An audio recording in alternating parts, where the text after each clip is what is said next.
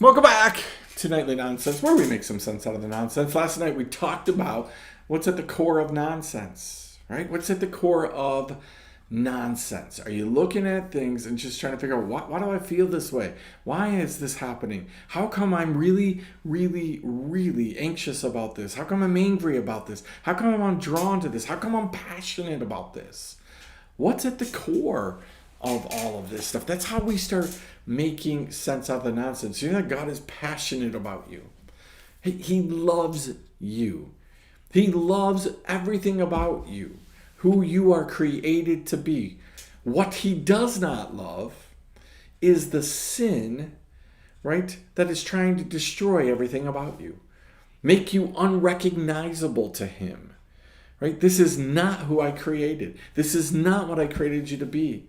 Right? The enemy is constantly trying to mar us up, scar us up, right? Goof us up so that we are not anywhere close to where God wants us to be. We're not the person God wants us to be.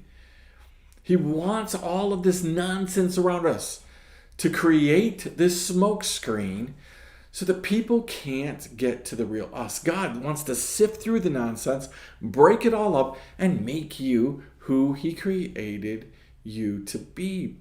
Imagine being God, looking down night after night, day after day, minute after minute, moment after moment, knowing who he created you to be, and you're not being used in the way that you're created to be. I got a farmer friend who loves to collect old tractors. You know where you find most old tractors? Sitting in a field, given up, not being used, rusted, not able to work. It's a ton of work to get these tractors out. Right? They are unrecognizable for what they were. Somewhere along the line, somebody parked them, left them, did something, and just walked away from it. Moved on to something else. Moved on to another tractor. And you have these opportunities. You have to go in. But you know what happens when it's been left like that? You got to overhaul everything. The problem with nonsense is it creates this sense where God has to overhaul everything. Our thinking, our focus, our actions, our attitudes. God's got to change it all. Right? It takes a lot of work. Imagine taking an old tractor, going through piece by piece by piece and trying to figure out, does this need to be replaced? And if I replace this part, is it going to make it so that I got to replace this part anyway because it's not going to work right?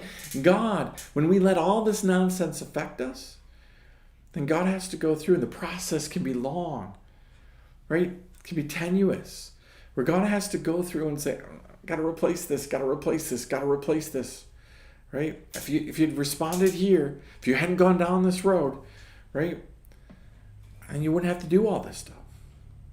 But God says sometimes, right, we got to replace all this stuff. So God looks down and he's not willing to leave you in a field, not being used, not being what you're supposed to be. He's not willing to do that. So he's constantly trying to sift through the nonsense that we've created, the junk that we've collected. Say, I need to get you back to being usable. The problem tonight with every other night is, do I want him to do that? I want him to fix the problems. I just want to run. Can't you just make the tractor magically run? No, you got to go through it so that it runs right. You can do damage by trying to run something inappropriately, incorrectly. So God looks down and says, hey, this process is going to take a while.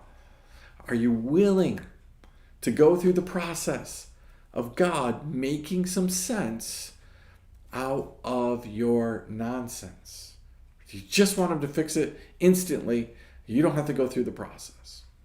Chew on that. We'll see you next time. Nightly Nonsense.